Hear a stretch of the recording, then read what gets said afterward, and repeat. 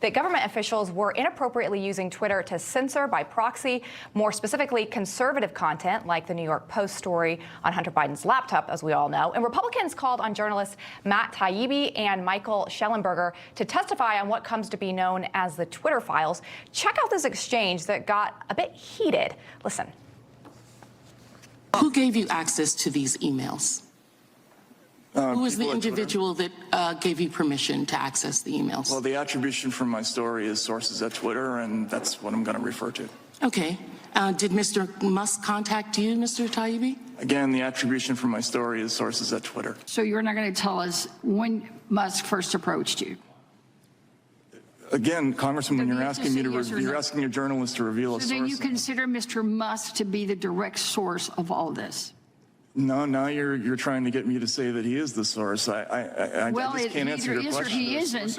If you're telling me you can't answer because it's your source, well, then the only logical conclusion is that he is, in fact, your source. Well, you're free to conclude that.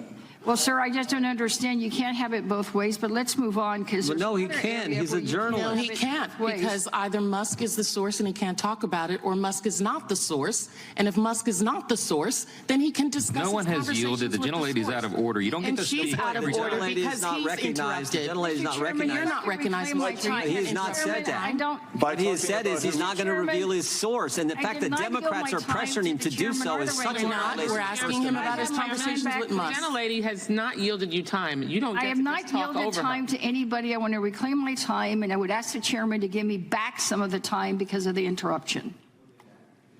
Mr. Chairman, I'm asking you if you will give me the seconds that I lost. We will give you that 10 seconds. Thank you. First, the FTC is asking for your background, and now the ranking member of the Committee on the Weaponization of Government is asking for your sources. I never asked them for their sources. Yes, I did not.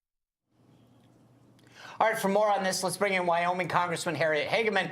Congresswoman Hageman is a member of that weaponization subcommittee, was at today's hearing. Good to see you, ma'am. Listen, I was sort of taken back by Democrats sitting there normally defending the media, going after these guys saying, tell me your sources. Did Musk tell you this? Did he not? It was almost like a role reversal. Well, and it was much worse than that throughout the entire hearing. Really, the message that I think that the Democrats sent today was they don't like the First Amendment. What they like is they like censorship, and they like to control what people can say and what people can hear. And so we had two gentlemen who appeared before us who are admitted Democrats, both of whom said that they voted for Joe Biden. And from the very first moment that the Democrats started questioning them or doing an opening statement or anything else, they just lambasted these two gentlemen. It was extremely interesting to watch, but again, what I will say is that the Democrats are terribly concerned about the fact that we have a First Amendment right in this country, and I think they'd like to see that changed. You know, it's interesting, Congresswoman, because you guys have such a big task in front of you, because it's not just social media giants. There are so many different entities that you guys are looking into. So where are you in the process of these hearings right now? Well, we're walking from one subject to the next. So we've now been talking about the First Amendment in the first two hearings. One was, as you referenced just a moment ago, the federal government's effort to suppress the First Amendment rights of citizens of this country by proxy. They were using Twitter and Facebook and other media organizations to not only stop people from being able to speak, but to stop all of us from hearing from people as well. And you get both sides of the coin in terms of the First Amendment. So we had Jonathan Turley on, for example, and a couple of senators and Tulsi Gabbard a couple of weeks ago. Now we're looking at the Twitter files, and I can't even describe for you how much fodder we have, how much information we have.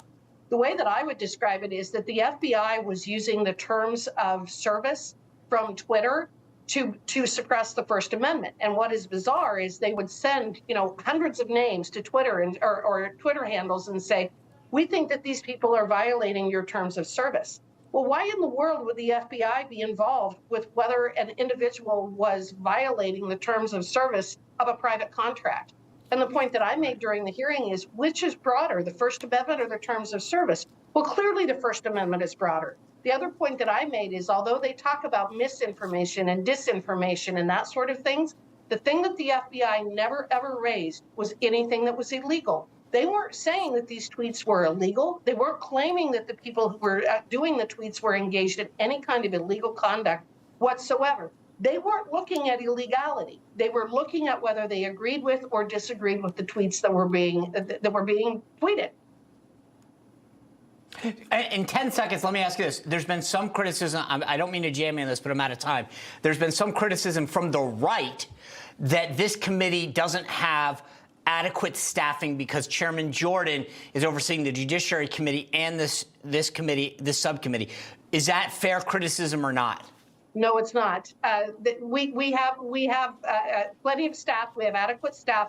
The information that was presented recently is not accurate. Okay. I'm glad to hear that. Congressman Hageman, thanks for joining us. I appreciate you giving us this amazing insight. Thank you.